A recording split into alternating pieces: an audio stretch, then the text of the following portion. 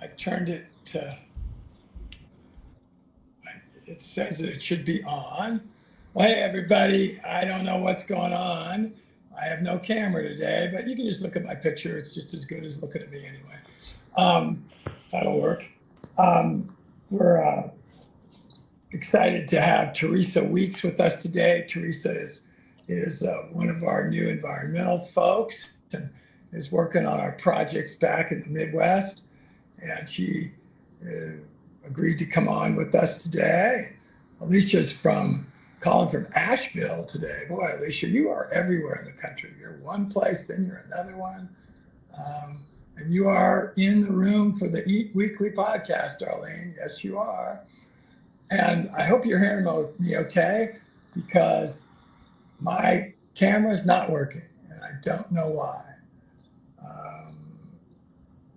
I'm going to log out in a minute. Mark, would you talk people through for just a second so I can log out and log back in about what's coming up with upcoming webinars and tomorrow and so on. And we'll go, I'm going to log out and I'll come right back. All right. So, so welcome, Teresa. So this is the first time you've been with us. Thanks for joining. And also people who are out there. So all of you, thank you so much. I see a bunch of you are regulars. And Wayne is going to be back in a second, and we're going to talk about water and water purification and contaminations and things like that.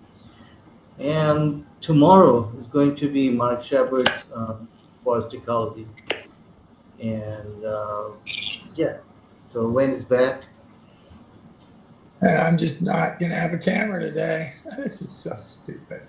Why it doesn't work one day. And I've got my iPad with me that I was going to use. I am out at a location that's not my office, so I can't. I was on a 2-hour webinar jam webinar a little bit earlier today, and everything was working great. But I was in my office on my laptop, and it worked fine. And we're going to talk a little bit about that webinar because it was with John Bush, and John Bush has something called the Live Free Academy.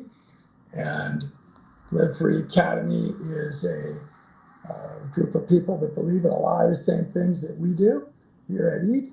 And today you had 2 or 3 special guests, and one of them was a fellow who knows how to set up what are called 508c1 enterprises, which are another version of nonprofit enterprises that have some protection from government intervention. And it was very interesting to hear about it. So again, I'm going to switch to where it says my camera's on, so at least you see a picture of me. But we're going to go to the screens before we go. So Mark, let's go to, why don't you take and control the screen, and let's go to designer. No, let's go to Chat GPT-3. So get this set up, then switch it on your screen. Go to Chat GPT and bring up the little bit that I've been writing recently about a new book that we're writing about water treatment systems.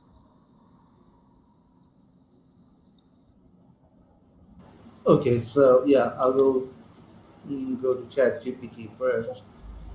And then get that. And once you've got it up, then you can pull it up on the screen here. But again, just introducing, we've got Teresa Weeks with us. Teresa, why don't you say hi to everybody?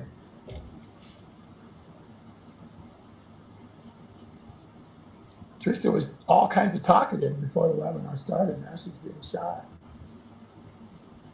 I think she can't figure out how to unmute herself, or she just walked away from her camera or something. Anyway, I'll keep going until she comes on. We're going to talk about a couple topics and your questions, because that is what we're mainly here for. And Darlene says, greetings from Princeton, Indiana, and greetings to you. And greetings from Troy, Ohio, which is where I know Teresa is. And again, she's not unmuting herself. So anyway, we're going to talk about two topics today. One, which is just broadly this whole topic of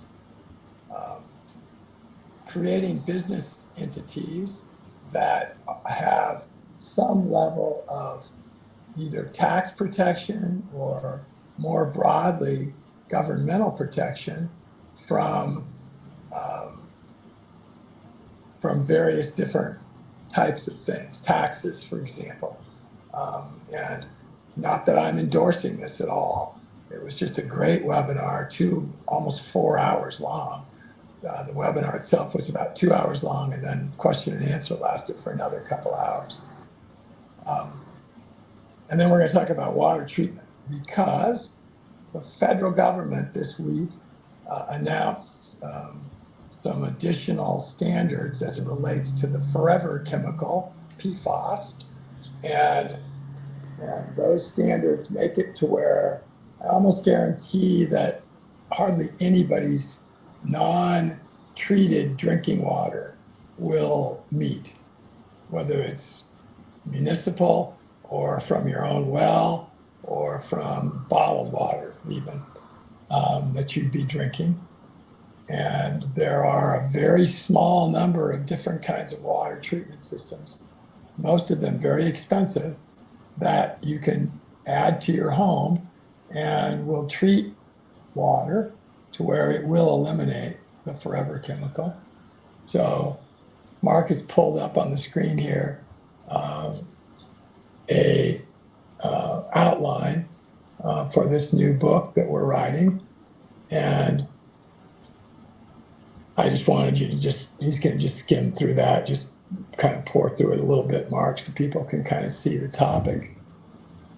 But there isn't another book out in the marketplace, really, that describes water treatment systems that are broadly available for home water treatment. And there's certain manufacturers that are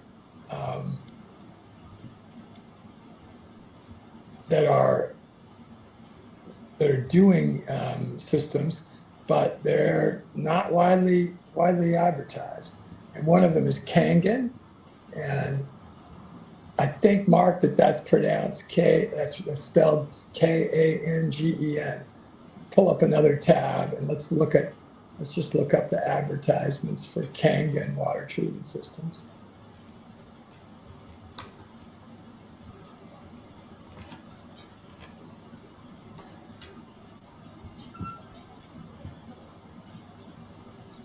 Yes, can okay, let me bring that up. Just pull up their homepage. Okay.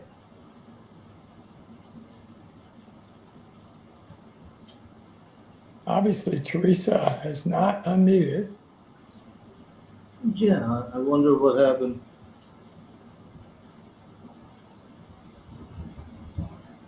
She was nervous at first, and then she was all excited to get going, and then we said we needed to wait till.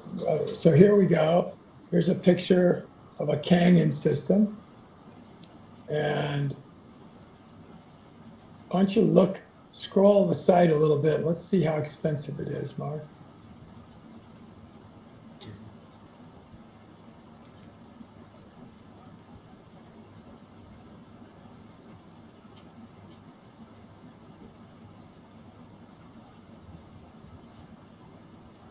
Actually, the price is probably up on top. I can barely see the screen because I'm on my phone. So.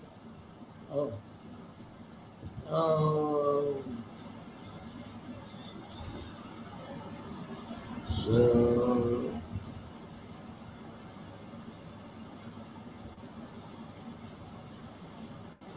okay.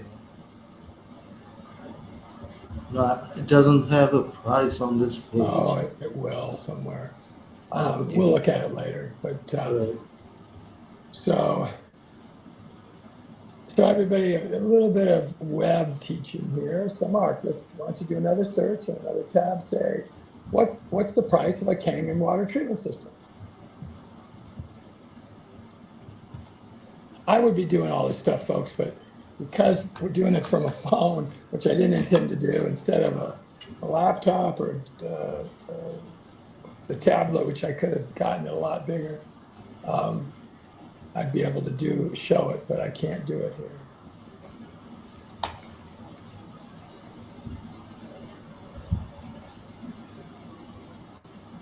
So there's Amazon. Oh, Teresa, you something's wrong. You just don't have your system, because it'll work once. Think about what you had before we started.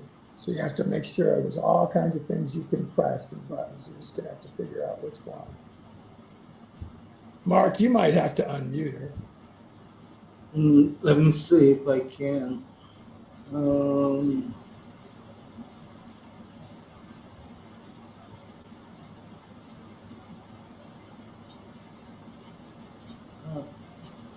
So her microphone might be disconnected or something. It's not showing any microphone.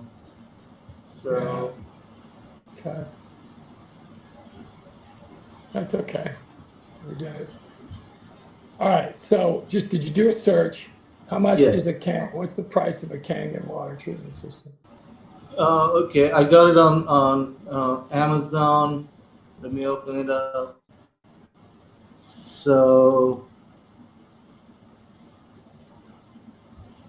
okay, so I'll show you how many different types they have.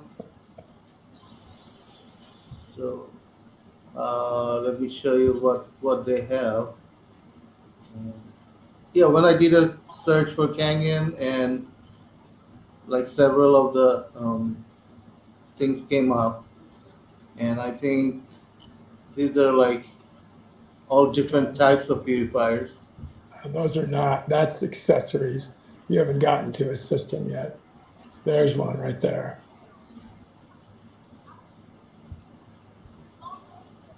So $300 for the one that's in the middle there. And I don't know that that's attached to your water. That might be one you just pour water into. What's this one down? Keep going down, scroll down, Mark. It's an accessory.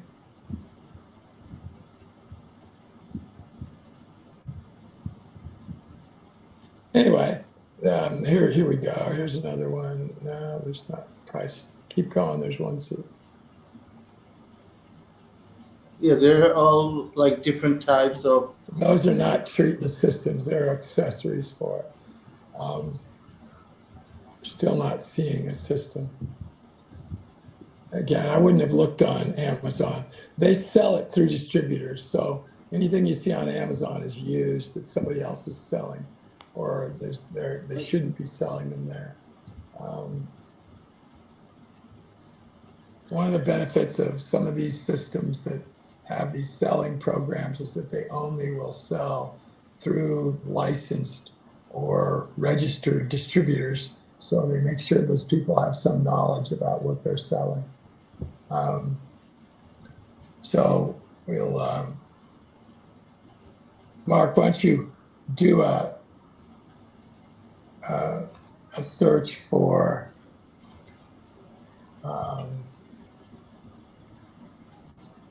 just broadly under-counter home water treatment systems, and let's just see what comes up.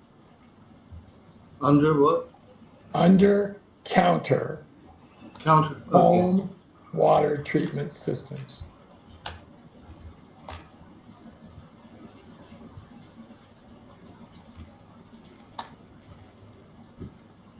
Okay. So, under counter water filtration. Okay. Teresa, you have to turn your other system off. That's got it. We're getting all kinds of feedback. Teresa. Getting an echo. Yeah. So I've got like under counter water filter, install under counter system, drinking water system. Yeah. So should I? Oh, yeah, just let me see your page. Okay. Uh, I can show you the results I got, like search. That's what I'd like to see. Yes. Yeah. Okay. So here are some of the search results.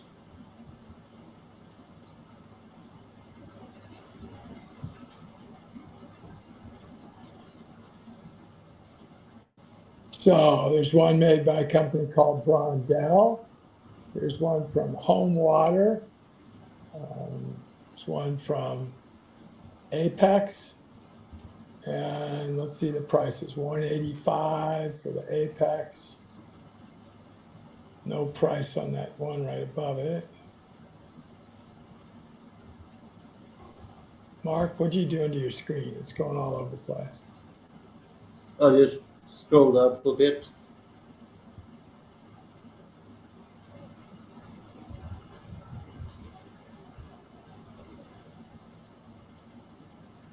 Okay. Click on that Apex one. Let's see if that looks like it's about $160.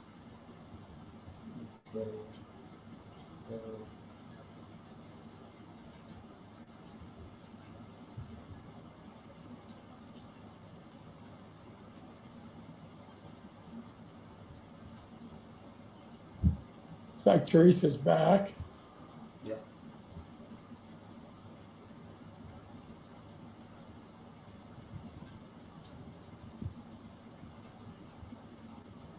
See which one? Yeah, this is Apex.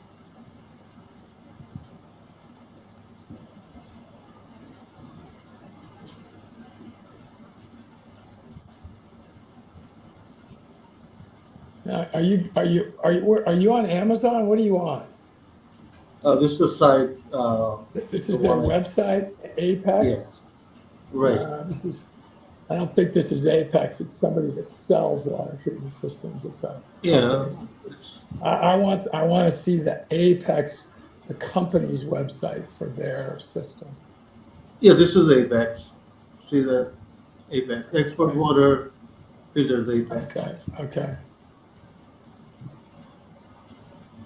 And the prices of those, scroll down a little bit more. 140, 100, there's a 3. They're all in that 200, 150 or less. So this is not crazy pricing, everybody. And the point is, you're drinking water right now, even from a bottle, it is very likely contaminated, and you're going to want to try to invest in some kind of a water treatment system. And this is just one company. We're not promoting anything here. We're just looking at the difference. So let's look at one of the next ones. Go back to your search again, Mark, and there was another company. Okay. Some reason my question and answer section, there it is.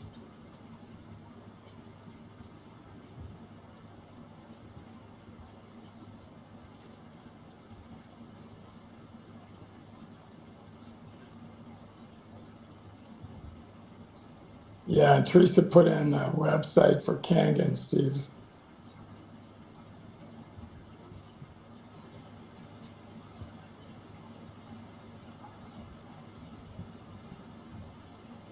Pull up another one of those like Aquaphor. Go to their site. Let's see what theirs is. Next one above it. This one is. Yeah, go for that. All right.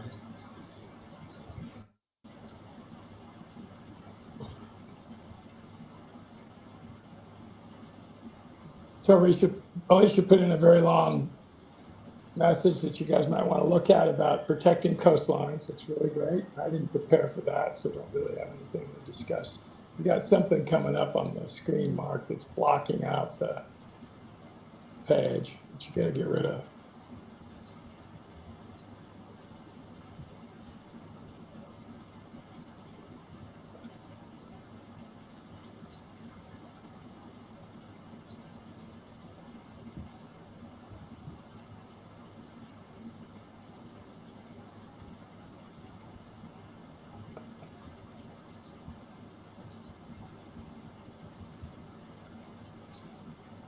So there's some of the brands that Aquaphor has.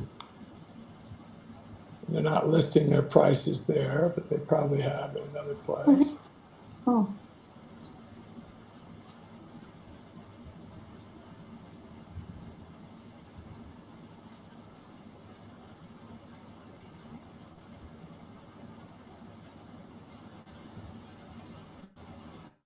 You see any prices there, Mark? I don't. No, I don't see prices listed here. Is that their website? Yes. So this, okay, so showing kitchens.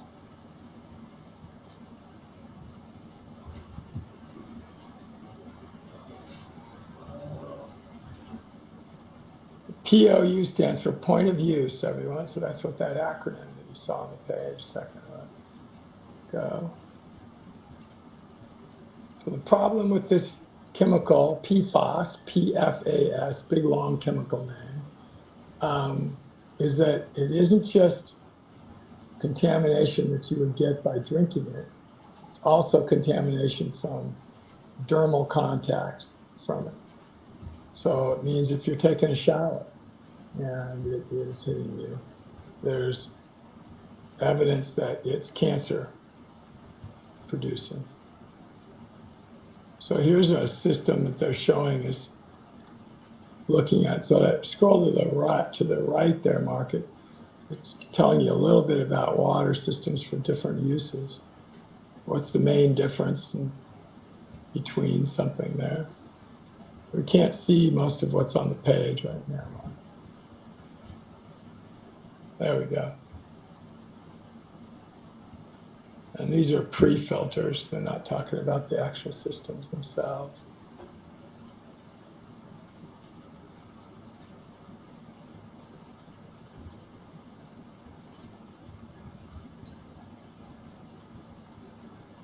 And Teresa says that she has one from APEC that they have in their house and that it works well.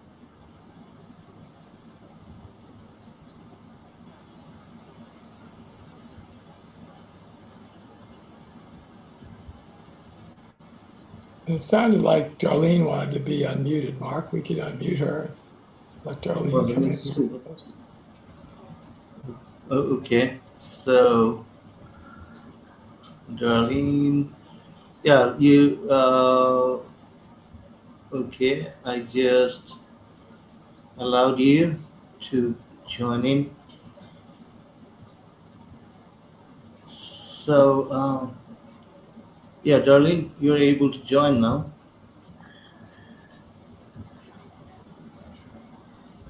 Anyway, so the big key with water treatment systems is there's a bunch of different kinds. There's under counter, there's on top of counter, there's ones that you can install that have their own faucets, a separate faucet from the your current kitchen faucet. There's systems that will attach to your current water supply so that the water is actually coming right out of for all your drinking water. And they all have, there's lots of different prices. And I would highly recommend you research a bunch of different kinds before you buy one. And there's Darlene. How are you doing today? doing okay. Oh, good.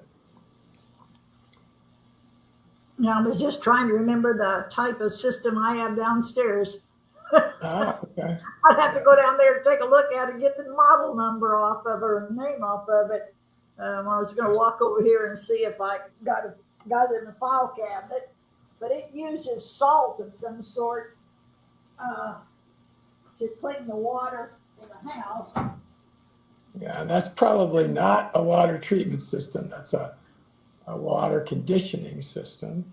Yeah, And that is find out what the difference is. right.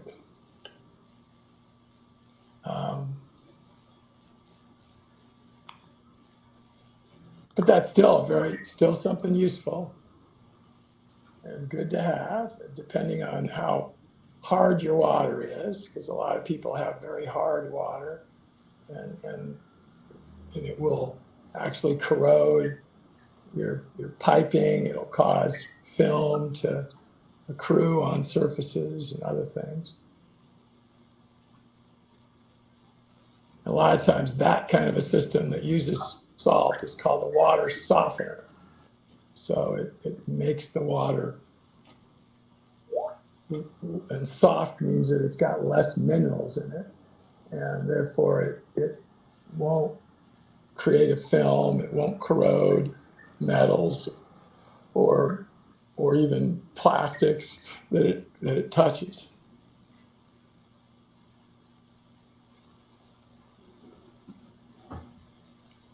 And Teresa, we talked about this yesterday. I don't know why she's not able to unmute, but talking about PLA biodegradable plastics.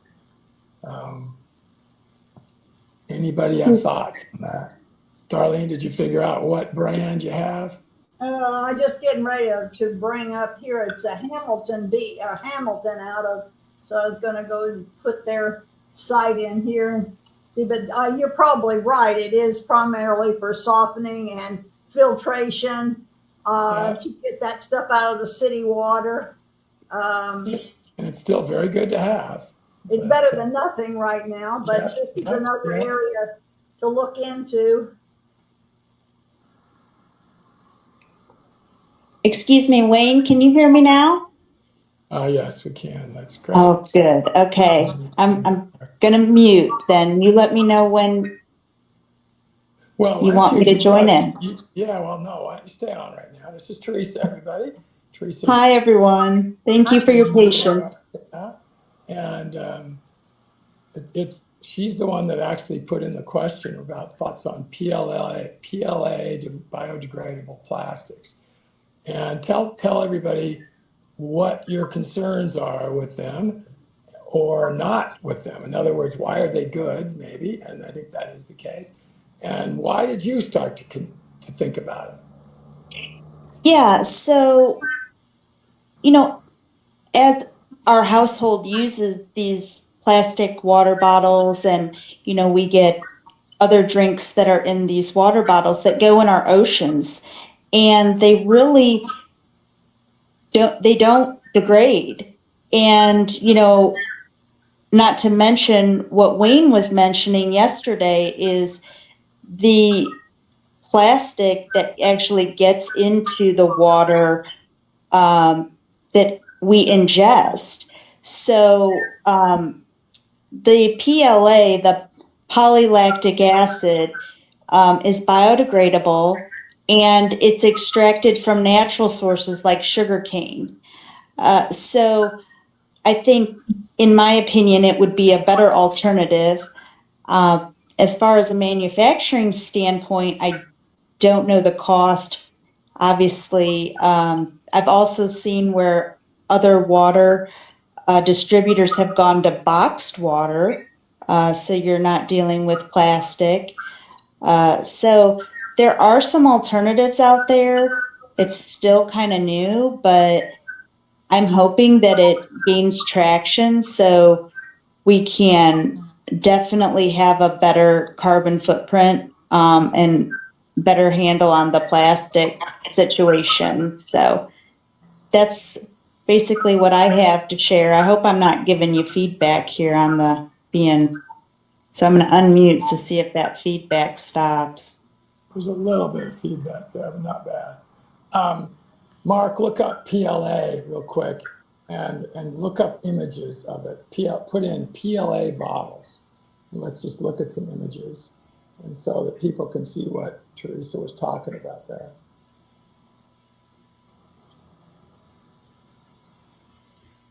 Darlene, do you drink bottled water, or do you drink mainly, when you're drinking water, what do you drink it from? I usually just take it from the tap because I've got that system on there. It's supposed to make it good. But when I'm out, I will buy, bottled water that comes from Rural King or one of the other that says natural spring water. So here's an interesting fact. Next time you buy that water from Rural King or wherever, if it's a spring water, Mhm. I know what you're going to see, but I want everybody to check this out. See what it says on the bottle about any contaminants. It won't say anything. They don't test that water, and they're not required to. And so they're not doing anything wrong, the companies that produce those.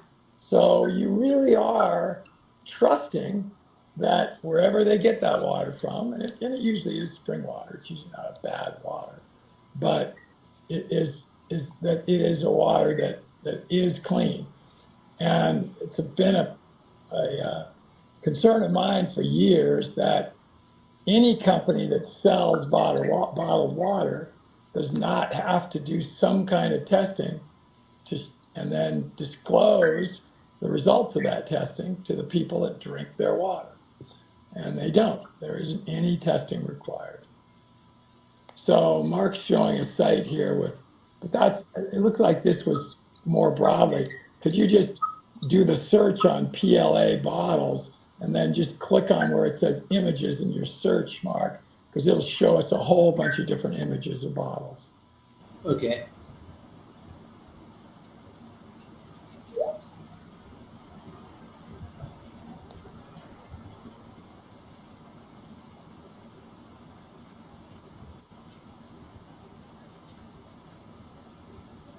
So one of the reasons that this is of current interest to me is that one company that makes a water treatment system for the home is called eSpring.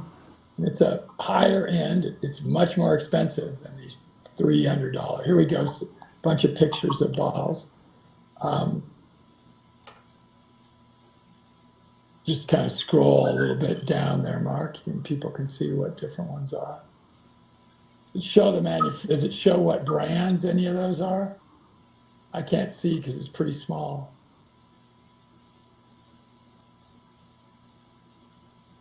Yeah, some of them are they've got brands on them, but and a lot of them are manufacturers. Uh, Milk bottles, PET, uh, eco-friendly packing, things like that.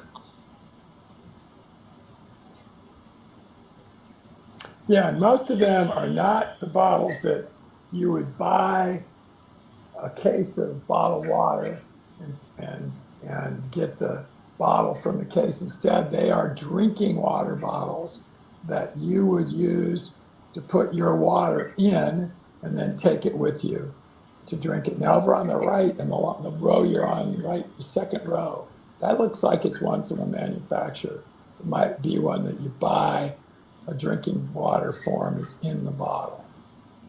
Way over on the right. I can't tell. I can't see the name. There's a label on the bottom.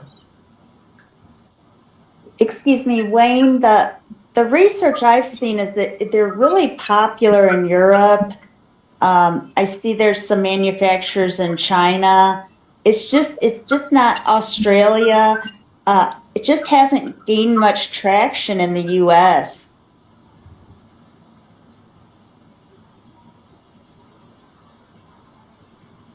But what I was asking, have you seen any, like, could you go into a store and buy a case of 12-ounce containers of water that were in PLA bottles?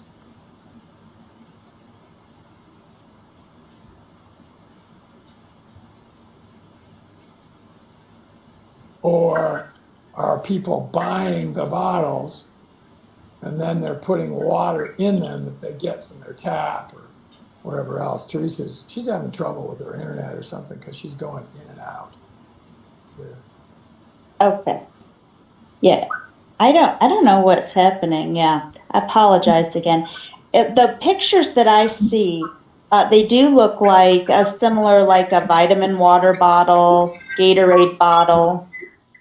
Most of the suppliers seem to be overseas. Okay.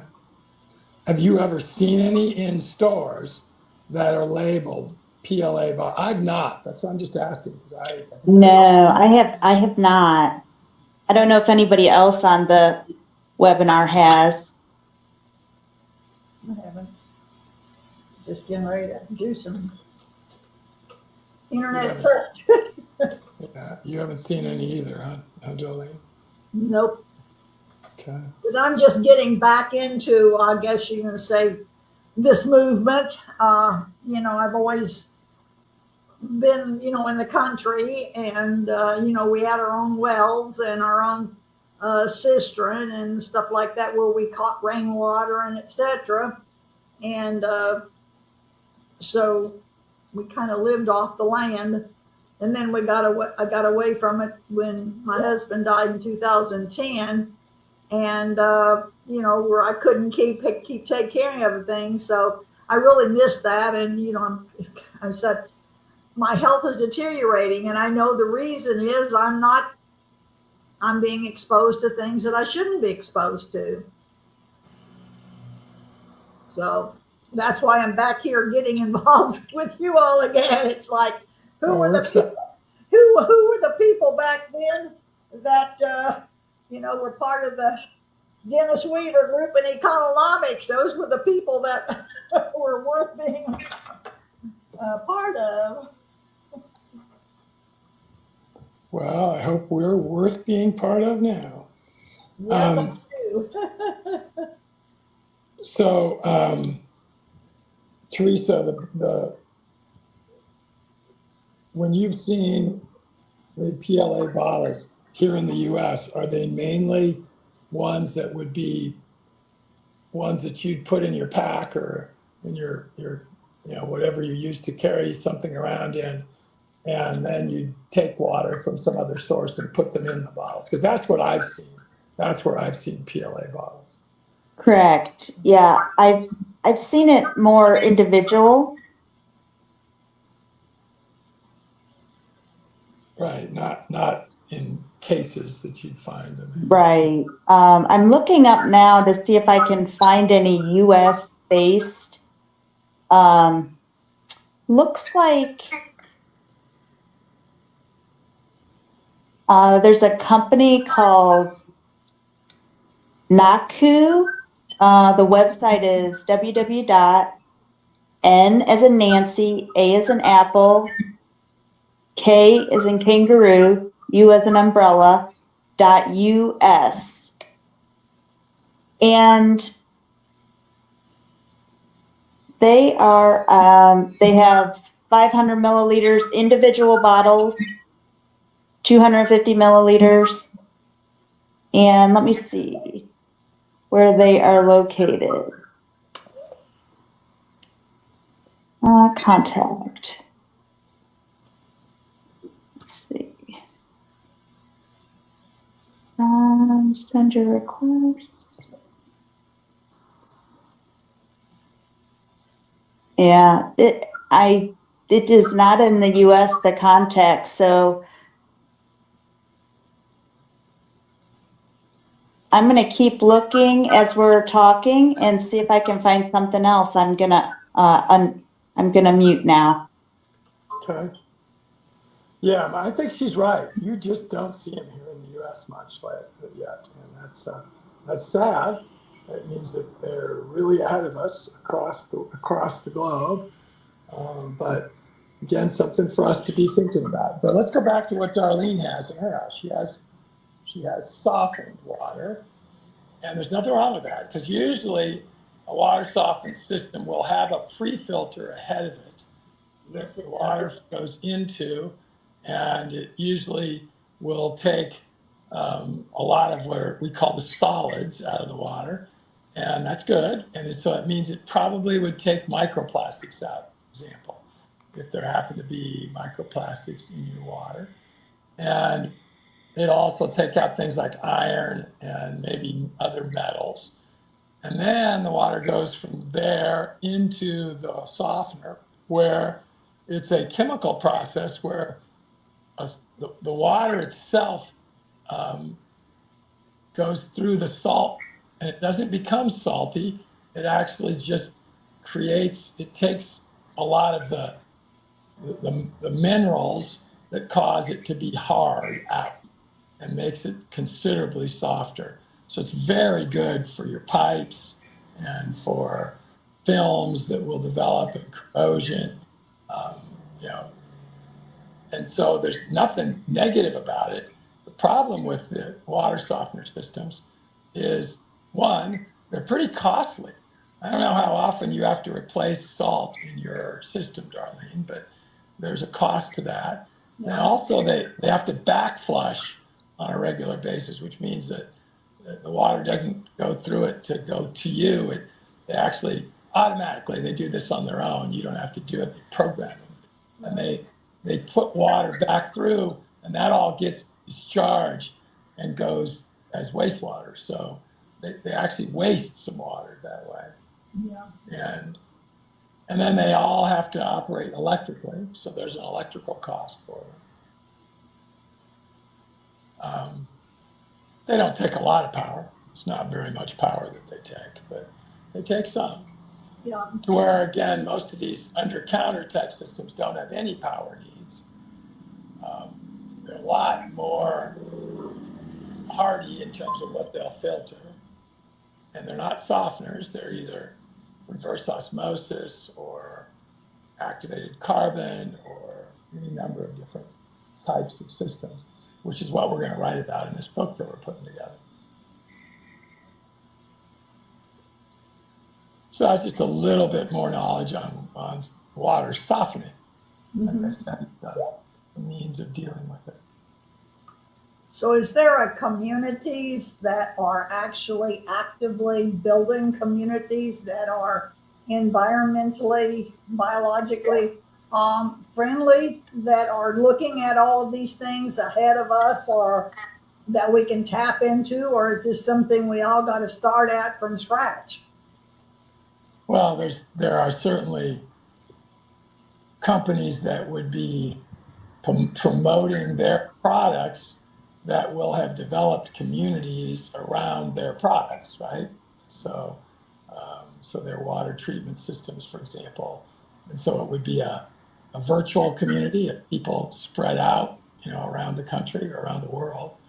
But in terms of communities of people living together in subdivisions or in rural, you name the setting, if they're out there, Darlene, I'm not aware of them.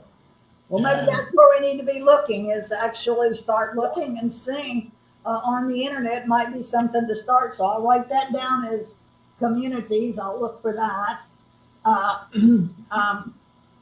One of the things that I discovered that got me back involved with this is we built a catfish pond many, many years ago as part of the Purdue project to prove that you could raise catfish in still water, reproduce them in still water. And my husband and I got involved with that. And this year I went out there, and the pond is just absolutely covered with some kind of whatever. Well, I ended up doing research, and I found out it's string algae. And I'd never heard of string algae. And it's just literally, we actually went out, and I finally bought some grappling hooks. And we're throwing grappling hooks into the pond and pulling that stuff out. And it's like, nobody ever told me anything about that. I've never heard of that before. Has anybody else heard about it? So that's where I'm starting to get back involved. It's like, okay, what's now harming us more and more? And of course, water is one of the big things we've got to pay close attention to. So it's a matter of, for me at least, it's setting a priority. What's first and foremost? Well, we got clean air. I often say, well, I talk about addiction because I do an addiction zapper program. I'm helping people who are addicted, et cetera, et cetera. Well, I say there are certain things I'm addicted to, like breathing, clean air, clean water, healthy foods. So what are the things that level 1, level 2, level 3? And that's where I thought, well, years ago, who was it I was talking with? Was you all, with Wayne and of course Dennis and other people that were in that quote unquote movement to get back to farming, small farms, and I just presumed everybody else was kind of following in their footsteps, and I guess they weren't. But I'm just really delighted to hear that you're writing a book. So this could be very helpful. So how can I be of service, in other words? Yeah, well, we talked about this last week, darling. We'll make sure we reach out and get you involved in helping, because there's actually 2 already written books that we're just doing the final editing on, that deal with a couple of issues you just mentioned. One is blue-green algae, which have not yet been announced as a problem this year around the country, but they will as it gets warmer in the summer. Blue-green algae is way worse than string algae. It'll kill any kind of mammal that tries to drink it. And it's not that visible in many cases. And then on the positive side, another book that's just about ready to be published is on cattails. And cattails are good things in ponds and in water systems because they will actually take the contaminants out, and all parts of them are edible. And last weekend I was at a farmer's market and visited with a farmer that we're going to have come on as a guest with us, who has hogs that he raises. And one day he accidentally had a group of those hogs get out into an area around a pond that he has. And the pond has lots of cattails by it. And those hogs just loved those cattails. They went right to them and started eating. And he sort of observed that. So he started to do research to find out if other people were allowing their hogs to be in areas with cattails. And some were, but there wasn't much that had been done research on it. So there's another example, Darlene, of something where we have lots to learn still to know whether we should be thinking about using hogs as a way to do some modification of wetlands areas with cattails. Cattails can quickly overrun an area in terms of their abundance. And a lot of people think they're nuisances because they take up space that would have been swimming water, for example, in some cases. So, Wow, it's anyway, blue-green algae, and it's dangerous to dogs. So I just brought this up on the internet. Dangerous to all kinds of things, people Yeah. included. So that's how do we find out whether we've got blue-green algae in our pond will be the first thing to check then. Usually it's dangerous enough that wherever you are at, wherever that pond's at, if you get a hold of the county and you tell them you're worried about blue-green algae, they'll come out and do the testing themselves. Because it's that dangerous. It'll kill not just dogs, it'll kill people. Oh, wow. So, okay. And last year was a little bit warmer in a lot of parts of the country, so it was more of a problem last year than a lot of years in the past. It's a little early in the summer yet for it to become a problem this year, but it's very likely that it will. Well, see, there was a reason being here today. I'll definitely get to my county agent tomorrow. Because this is something, because the catfish are part of our diet here, and the kids love them, and this type of thing. And I'd sure hate to see them all die off. But there are so many things on our planet that we don't know about yet that we really need to be paying attention to. So I just really appreciate everything y'all are doing. Alicia put in a couple of really good little posts here about PFAS that I was talking about earlier. And so everybody might want to look at those. They're the last 2 that are in the chat section. And there's a link here to US EPA site, which is describing. This is sort of the new asbestos out there, everybody. PFAS is. So keep your eye on it because it's really potentially an issue. So I told everybody I'm sitting here today in a little town near Boise called Cuna. And I'm waiting to go in and meet with the Cuna Police Department because I had a bike stolen right off of my vehicle. And that's a negative. The positive is these thieves just stole some things off of it and then they dumped it. So somebody found it, and the police department has it. I apologize, there's a train here. It's only the second one of the podcast. But the police department found it, and I'm going to be able to pick it up.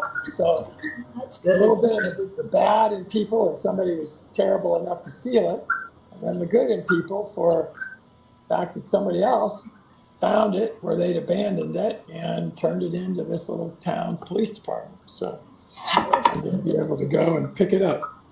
That's great. So yeah, it's a good thing. So we are about at the top of the hour, and I've got to get into this police department here before the fellow that I need to meet with leaves. So Mark, I think we're going to end a little early. Let's see if we have any other comments and questions here. Here's a Blake, 15 brilliant uses for cattails. Hopefully you'll see a lot more than that in our book, Alicia. Yes. Yeah, Alicia has some information here, resources, so good to have these. I'll have them posted with the replay. And I hope everybody knows all of these get recorded and there's replays. And just to comment a little bit on what Darlene said, Darlene, I did a whole 15-week course on pond management. That's my expertise. So Dennis was an expert in vehicles. I'm kind of an expert in ponds, and I've done hundreds of hours worth, which are on our site. They're all recorded, and they're up there, and anybody can watch them. You can see good videos of different ponds, and different kinds of algae, string algae, all different other kinds, and how to treat them, how to deal with them, how to work and make them better. So Is that on the Economic site? it's on the Eat Community site. Yep, which is- eatcommunity.com. Oh, okay. Yeah, I'll reach out to you with the link so you can get in. And you're already a member, so you since you're attending our webinars and everything, you're already made a member. So I'll just guide you through so you have access to everything you need. Yeah, maybe we need to do like a newcomers meetup or whatever like that so is it EAT what? Is it a .com? Eat Community, so eatcommunity.com. Oh, it's community, it's on there, okay. Right. All right. Well, Mark, why don't we have one more comment about rainwater from Alicia? Yes, drinking rainwater is a good idea. Don't just assume because it comes off your roof, though, that it's not somewhat still contaminated. That doesn't mean that you're going to want to still be able to treat that before you drink it. But it's a good way to conserve water. Some places it's illegal to actually do it. So watch and see what regulations are. Now that's what I heard with Agenda. This is one of the reasons I'm getting back involved is because of Agenda 21. Many years ago, we heard about that, but we didn't really think it was serious, but apparently it is. It makes it even illegal to grow a garden on your property. Yeah, well, that's the case in some places. So, all right, Mark, I think we're probably, Alicia, thank you. Teresa, thank you. Darlene, Yes. thank you. Great information. Thank you. I think we're about ready to call it for the day.